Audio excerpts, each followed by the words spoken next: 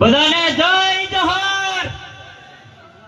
મિત્રો આપણે રેલીનો ટાઈમ થઈ ગયેલો છે, પણ બે જ વખત અહીંયા છે, તો પાછળ ઉભેલા ભાઈઓ અને જે ગેટની બહાર નીકળે છે એમને ખાસ વિનંતી કે 10 મિનિટની અંદર આપણે રેલી સ્વરૂપે જવાનું છે, તો થોડી વાર પોતાનું સ્થાન ગ્રહણ કરે। મિત્રો આજ રોજ રાજગઢ ખાતે આપણે સૌ તમે ને હું સાથે મળીને 9મી ઓગસ્ટ વિશ્વ આદિવાસી દિવસ ઉજવી રહ્યા છે, ત્યારે આપ ઘોગંબા તાલુકાના દરેક ગામમાંથી પધારેલા સરપંચોને આદિવાસી યુવા સંઘર્ષ સમિતિ અને ધર્મેન્દ્રસિંહ રાઠવા વતી આપનું હાર્દિક સ્વાગત કરું છું। મિત્રો આજે હું ખાસ એક દુઃખની વાત કહેવા માંગુ છું કે ભારત દેશની અંદર મીડિયા મિત્રોનો ચોથો સ્તંભ ગણવામાં આવે છે, પણ આજે એક પણ મીડિયા કર્મીએ અમારા આદિવાસી સમાજની વાત દિલ્હી સુધી નહીં પહોંચે એ માટે કોઈએ હાજર થયેલા નથી, તો એ પણ આઈડીવાળા ઉપર પહોંચાડે। અને બીજી વાત કે કેન્દ્રમાં રહેલી સરકાર અને રાજ્યમાં રહેલી સરકારને જો એવું લાગતું હોય કે આદિવાસી સમાજના વિપક્ષના અને સત્તા પક્ષના નેતાઓ એક નથી, તો એ તમારા મનમાંથી ધુમાડો કાઢી નાખજો કે આજે અમે લોકો એક સાથે બેઠેલા છે। મિત્રો ઘણા બધા આદિવાસી સમાજના પડતર પ્રશ્નો આ સરકારે સાંભળવામાં નથી આવતા। કેમ? શું આદિવાસી સમાજનો યુવાન ભણી ગણીને તમારી સામે આંગળી મૂકશે એના માટે, કે શું પછી આદિવાસી સમાજને તમે 78 વર્ષ સુધી અત્યાર સુધી ગુલામીમાં રાખ્યા છો, એવી જ રીતે તમે રાખવા માંગો છો? આજે દરેક સમાજના યુવાનોએ ભણી ગણીને ડિગ્રી લઈને જ્યારે પરીક્ષા સેન્ટરમાં પહોંચે છે અને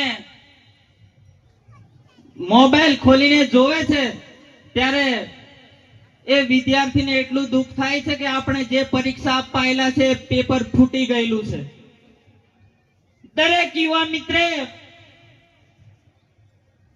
દિલ્હીની અંદર જંતર મંતર ખાતે જોડાયા અને જે સત્તા પક્ષમાં રહેલા નેતાઓને ઘમંડ હતું કે યુવાનોને અમે કોકરોચ કહીશું, પણ આજે એ યુવાનોએ સાબિત કરી બતાવ્યું છે કે કેન્દ્રમાં રહેલા મંત્રીને પણ બહાર કાઢી નાખવામાં આવ્યા છે। આ યુવાનોની તાકાત છે। મિત્રો